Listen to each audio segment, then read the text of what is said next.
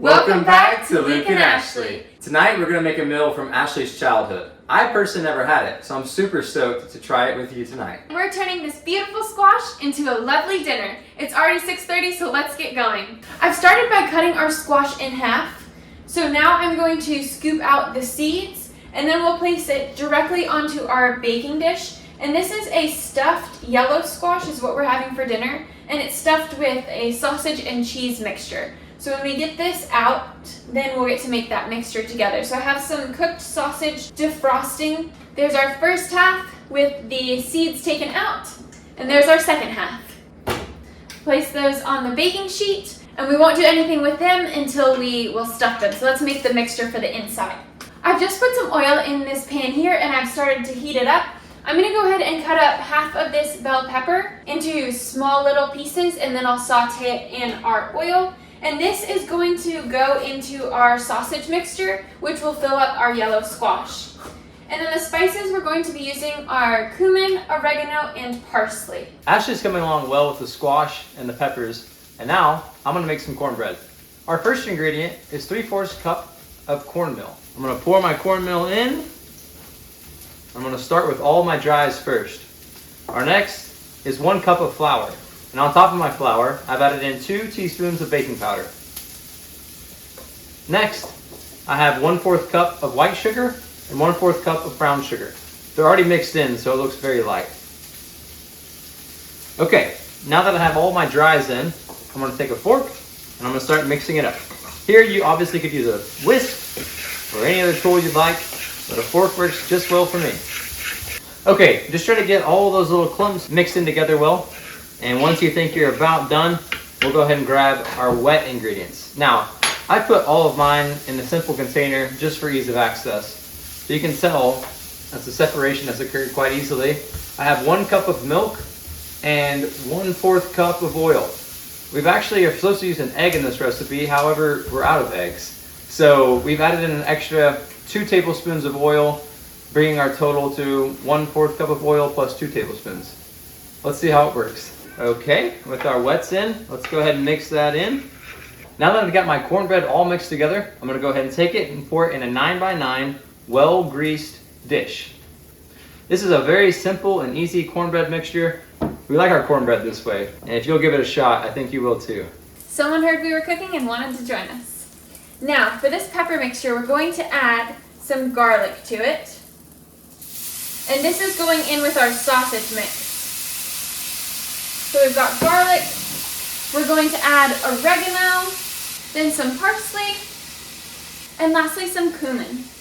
I'm also going to add a little bit more oil to our pan so that these spices can actually get toasted because the peppers used up all of the oil when they were sauteing up. So let me add a little bit more, and then we'll get this stirred up. What we're really wanting here is just to be able to smell those spices and let them be super fragrant. And then when that happens, we will go ahead and put them in this bowl over here and add in our sausage and our cheese. So it smells like we're already getting to that point. We don't want anything to burn. We're just wanting it to be toasted and become super aromatic. Now let's add it to our bowl. And I got our sausage defrosted, so we can go ahead and add that in as well. All right, here's our sausage going in. And then we're going to do a 1/2 cup of mozzarella. That's our mozzarella cheese. Now let's add our Parmesan cheese. A 1/2 cup of this as well. Now a 1/2 cup of breadcrumbs. And these are panko Italian seasoned breadcrumbs. And we, like Luke said, are all out of eggs. So I'm going to add a little bit of oil to this mixture just to give it something to kind of help it stick together. So let's add a little bit in. And now we will mix up this goodness.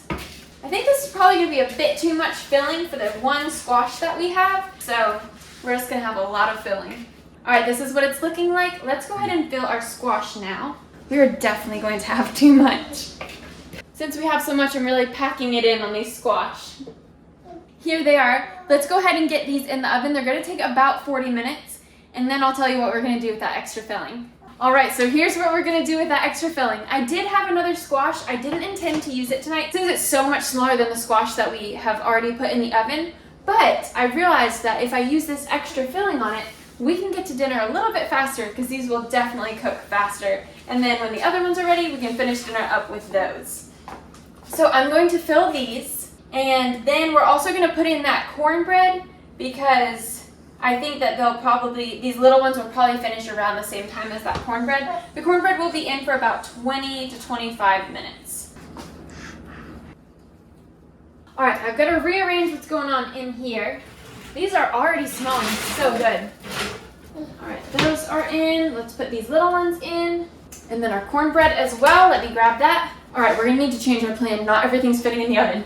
All right, I'm just gonna put our smaller squash on the same pan. This way everything can actually fit in the oven. And the reason I didn't just change the racks is I don't want something too close to the bottom. I kind of just want them both in the middle. So that's why I wanted to rearrange and have both of them in the middle of the oven instead of moving racks around and having one on the bottom. I just don't really like cooking that way. I like them all right there in the middle. Our big squash have been in for 20 minutes now, so I'm just gonna pull them out and check on them. They look yummy. So then our little squash have been in for 10 minutes. So the way I'm gonna test it is just by putting a fork into them and just kind of seeing how soft they are. Our little ones are definitely almost there. I would say both of them need probably at least 5 more minutes. And then our cornbread isn't quite there yet, so we'll leave that in. Let's set a 5-minute timer and we'll come back to check on it then. Our timer just went off. Let's go ahead and get those squash out. They are looking beautiful. All right, I tested them with the fork again. Our little squash are definitely done, so we're gonna take those out. The bigger ones could maybe use about 2 more minutes. I'm also gonna take out our cornbread and check on that. Ooh, yum. I'm gonna test the center with a toothpick. Our cornbread is perfect. Let's take these smaller ones off, get those in for about 2 more minutes, and we'll serve dinner up. Getting it all served up. Luke just went through great lengths to get Asa outside while he was already in that.